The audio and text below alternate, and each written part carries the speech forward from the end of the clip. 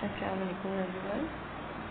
Uh, Welcome back to our next lecture of OCM, and we are studying chapter number 4, that is business services.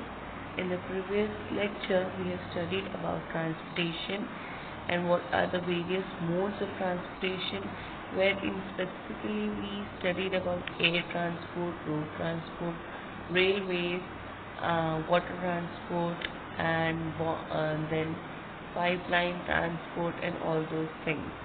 Okay, so we are well aware about what are the advantages and disadvantages of air transport or water transport or rail transport, and we can now easily compare between various types of transport, like which one is the most cost saving transport, or which one is the most economical transport, or which is the most costliest mode of transport, which transport is suitable for short distance and which is suitable for long distance, etc.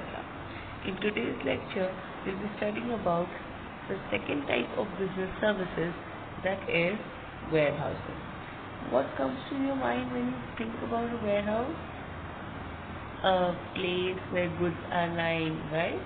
Yes, warehouses in a layman term are godowns where goods are stored for further consumption or for future use, or goods are stored for maintaining the balance between the demand and the supply of the product in the market, or various other reasons.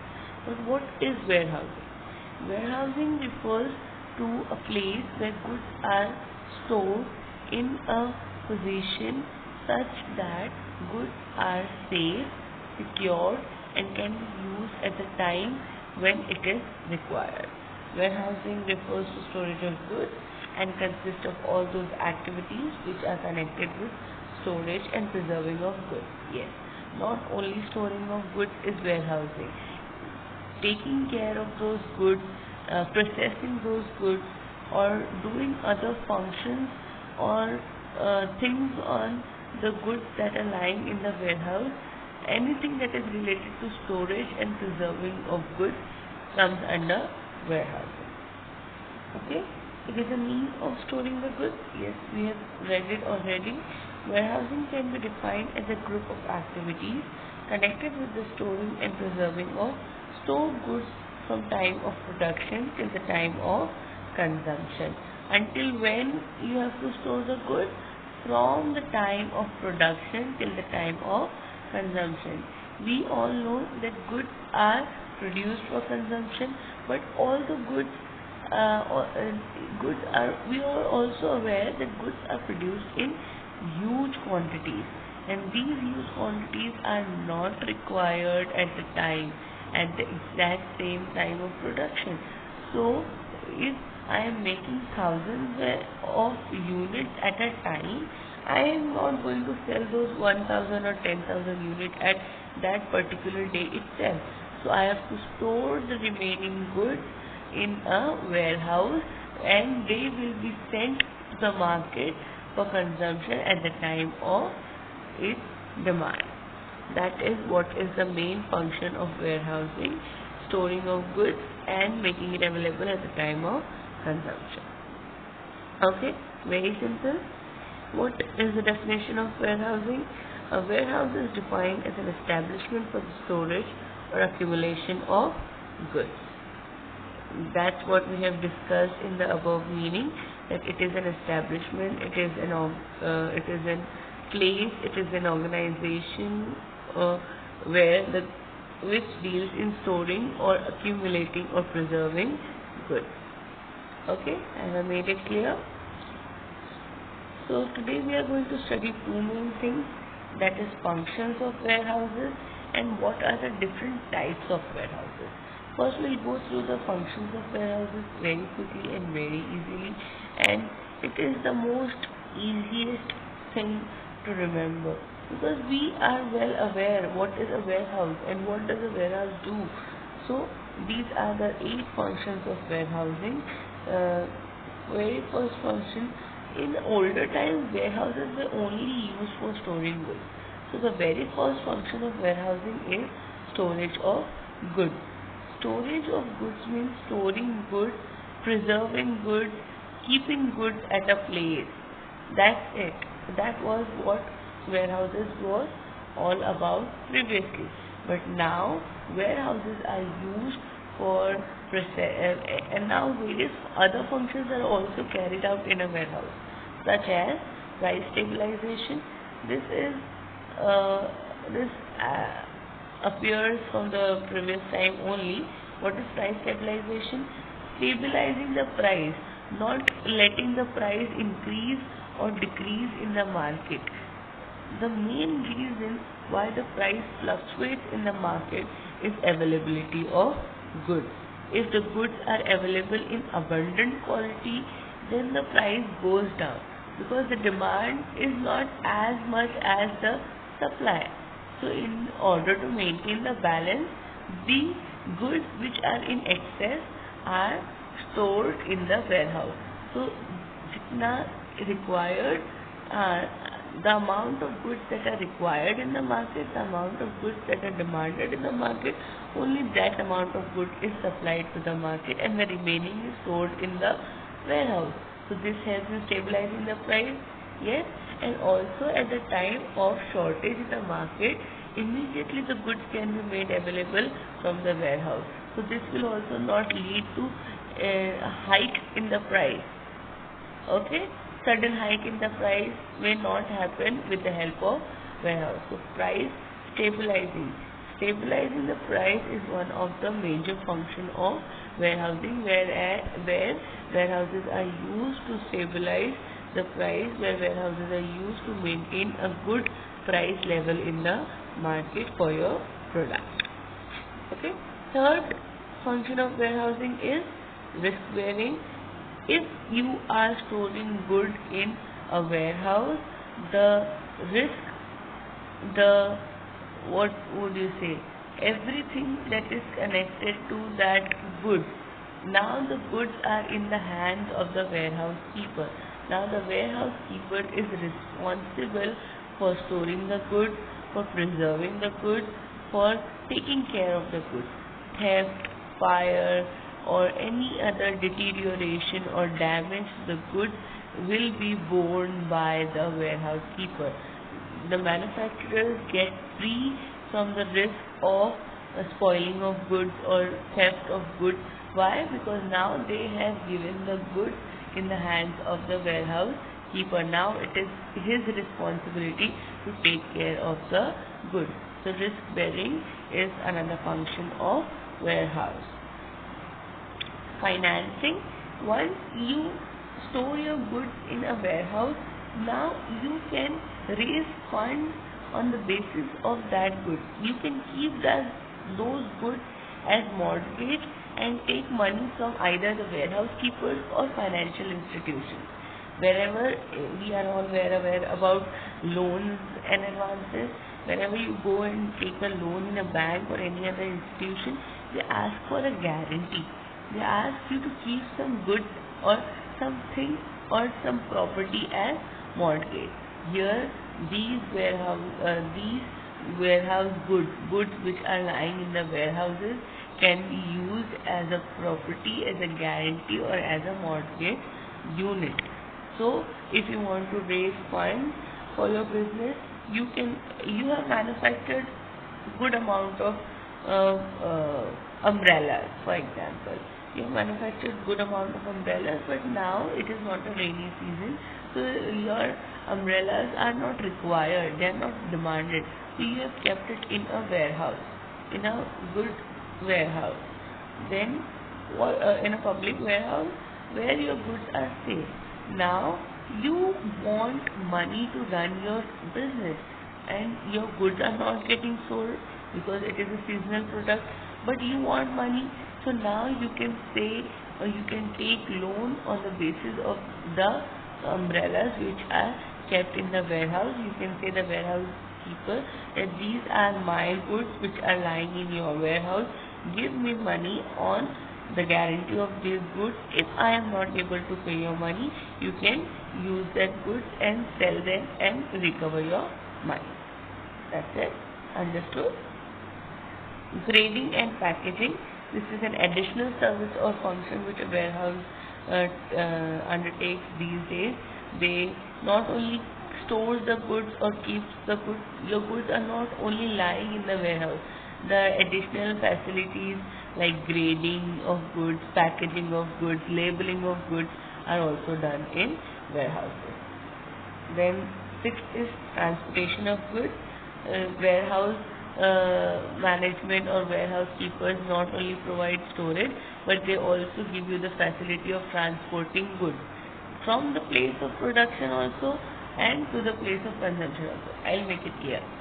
If your goods are produced, it is produced in your manufacturing unit and warehouses are at a different place, so the warehouse keeper or the warehouse services, they provide you with the transportation service of picking your goods from the manufacturing unit and also of making it available at the place of consumption in the market. Understood? Transportation of goods from the place of production to the warehouse and then from the warehouse to the place of consumption is done by the warehouses only. Okay? So this helps the manufacturer again to reduce cost on transportation. Then seventh function of warehouse is time and place utility. Just now I said that they are carrying your goods from the place of production and providing it and making it available at the place of consumption. That is what place utility is all about. Yes? Place utility is making the goods available at the right place at the time of consumption. And time utility, again I give you one example of umbrellas. Umbrellas are used only in rainy seasons, but they may be produced in other months of the year. So, but they are not required. So they are stored in the warehouses and they are supplied in the market only at the time when it is required and thereby creating time utility. Okay. Last is processing. Some goods are semi-finished and they are not consumed as they are produced, like for example fruits and vegetables, they require ripening. So if mangoes are removed earlier and they are not ready to eat, so they are stored in warehouses where they are given a specified temperature so that they can get ripened at the time of consumption. Okay, is it clear? All the 8 functions of warehouses? Okay. Now we'll be studying about various types of warehouses. Types of warehouses. Private warehouses. The very first type of warehouse is private warehouse. The private warehouses are owned and operated by big manufacturers and merchants to fulfill their own storage needs. Big firms which need large storage capacity on a regular basis and who can afford money construct and maintain their private warehouses. A big manufacturer or wholesaler may have a network of his own warehouse in a different part of the country. Yes, private warehouses are basically the warehouses which are owned and controlled and managed by the manufacturers themselves for their own private storage. Here, for example, Mahindra warehouses is one of the very major example of private warehouses, wherein Mahindra group of companies, when they manufacture their automobiles, they store it in their own private warehouse. Big short companies, big companies, manufacturers, they own their own private because they have a large number of storage of goods. They have a large number of outcomes. They have a large capacity of producing goods, and where their goods will be lying, where their automobiles will be lying. So they have their own private warehouses where only their products are stored and managed. So if a private company have a warehouse of its own, it is a private warehouse. Here other people are not allowed to keep or store their products. Only the company which owns that warehouse will be storing their own products. Okay. The second type of warehouse is public warehouse. A public warehouse is a specialized business establishment that provides storage facilities to general public. Do you understand the difference? A private warehouse is where the private institutions have manufacturers have their own products, but a public warehouse is a warehouse where general public can store their products. It may be owned and operated by an individual or a cooperative society. It is not required that a public warehouse has to be stored by government. It can be a warehouse company or a cooperative society or a private company which only deals in warehousing. So they will be making warehouses, and then they will be allowing the people to store their goods, general public to store their goods in these warehouses for certain amount of fees. It works under a license from the government in accordance with the prescribed rules and regulations. Yes, it can be manufactured by private enterprises or cooperative societies, but it has to follow the rules and regulations provided by the government. Like the government may specify that the warehouse must be this big, the warehouse must have such ventilation facility, the warehouse must be located at such place. So you have to fulfill all the norms and rules and regulations, and you have to maintain it in accordance with the government. Okay, public warehouses provide storage facilities to small manufacturers and traders at low cost. Private warehouses what happens that only the private companies store their own products. So where will the public go? The public will go to the public warehouses where private warehousing companies will be providing them storage facilities at a considerably low cost. Public warehouses are generally located near good junctions of railways, highways and waterways. Yes, this is very important, because if public warehouses are not stored near the railways or waterways or highways, it would be very difficult for the general public to store their goods. Then comes bonded warehouses. Bonded warehouses are licensed by the government to accept imported goods for storage until the payment of custom duty. Okay, now this is a different type of warehouse, an important type of warehouse where which is used for export and import of goods. Okay, export and import of goods. Under bonded warehouse, we'll be studying about bonded warehouses are licensed by the government to accept imported goods for storage until the payment of custom duty. These warehouses work under the control of custom authorities. The warehouse keeper is required to give an undertaking or bond that it will not allow the goods to be removed without the consent of the custom authorities. Okay, now I will explain in a very basic and layman language what does a bonded warehouse mean. A bonded warehouse is a warehouse owned and controlled by government, wherein which goods lies, the goods whose custom duty is not paid. These goods will lie in bonded warehouse. Like for example, if you are importing shoes from America, and once the goods have arrived to the via airport or any other ways of transport, and you have not paid the custom duty. Have you ever been to airport? Airports have those sections where they ask you if you have certain goods to claim or certain duties to pay, then come here. Yes. So if you are a trader and you are dealing in import and export of goods, then you might know that what does a custom duty mean.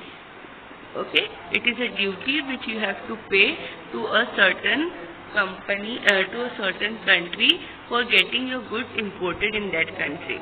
Like you are importing goods from America, you are doing import trade, so you have to pay certain duty to the government of India. So until and unless you have paid that duty, you have paid that taxes, you cannot claim your goods.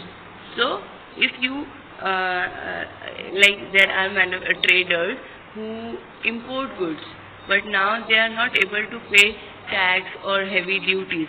So until the time they manage that fund, they are until the time they manage their fund, they can keep their goods in the bonded warehouse, and the moment you pay your taxes, you can remove your goods from the bonded warehouse with the consent of the custom authorities.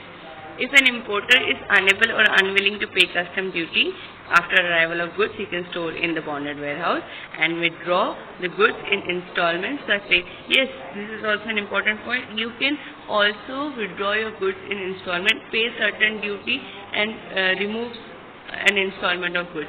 Then pay some more duty and remove more goods. It is not required that you remove the entire goods together.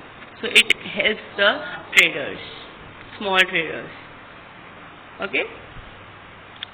Fourth is duty paid warehouse. Here, after paying the custom duty, also if you do not require your goods in the market, if there is no demand for your goods in the market, the trader can still store their goods in the warehouse. These warehouses are different from bonded warehouse. These are called as duty paid warehouse, wherein the goods which have cleared custom authorities, which have been paid, wherein custom duties have been paid, these goods are stored. Now you don't have to pay anything. You are just storing the goods until you require it for the consumption. If an importer faces any problem in transportation of goods after making payment of duty, then goods can be stored at a duty paid warehouse. All duty paid warehouses are public warehouses which are available to all importers. Yes, duty paid warehouses are public warehouses where general public store their goods. It helps the importer as proper care of goods is taken. Processing of goods can be done like sorting, repacking, etc. Such warehouses are more useful for re-export of the goods. These are located near port and dock area. Yes, re-export. We have studied about interport trade. Remember, 3 countries: import trade, export trade and interport trade, where one country imports, for example, China imports sugar from India and exports it to Japan. So China is doing interport, re-export, right? So here duty paid warehouses are used. When China will import sugar from India, it will store it in duty paid warehouse, and then after receiving payment from Japan, they will again export it to Japan. Okay? Fifth type of warehouse is government warehouse. These warehouses are owned, managed and controlled by central and state government or public authorities. All the above 4 warehouses were privately owned for private purpose or public purpose. Only a bonded warehouse were government owned. Now government warehouses are owned and managed by central and state government. It is difficult for small farmers, business, traders to own a warehouse. These government warehouses assist them in storing the goods at nominal charge. Yes, for storing their food grains or their products, the government warehouses are used, wherein the farmers store their fruits, vegetables or pulses or rice or anything. Okay? So it is very difficult for the farmers to store goods and preserve it from weather conditions. So they use government, like for example, floods can happen, rain can happen, and so this government warehouses help to facilitate and provide services to farmers and traders. Examples are Central Warehousing Corporation of India and State Warehousing Corporation of India, Food Corporation of India, etc.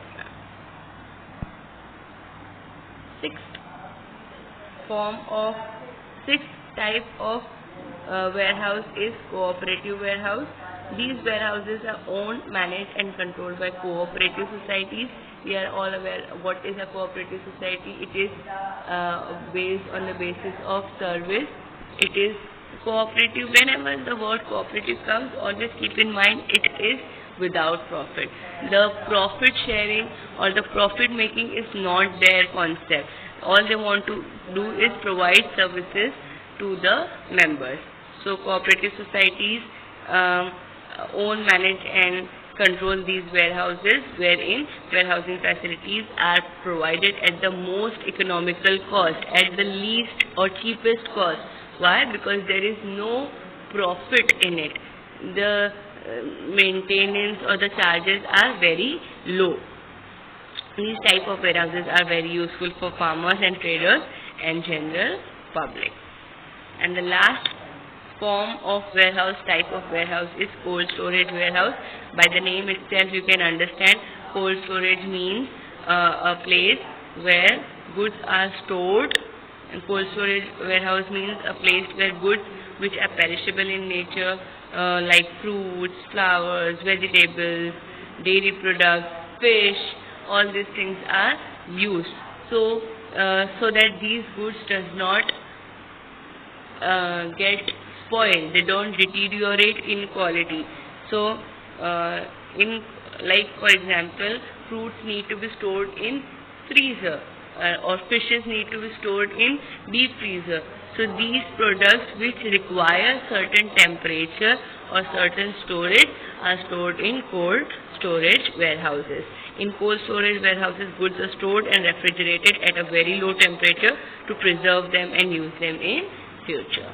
International trade has become possible due to these warehouses. That is very true.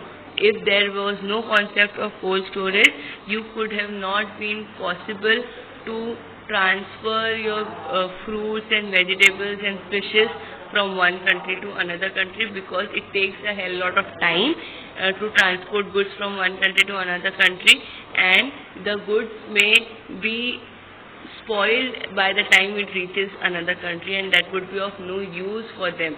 So the trade, international trade, has been facilitated and has been possible with the help of cold storage warehouse. So these were the 7 types of warehouse: private warehouse, public warehouse, bonded warehouse, custom duty paid warehouse, cooperative warehouse, and cold storage warehouse. See you in the next lecture. Thank you.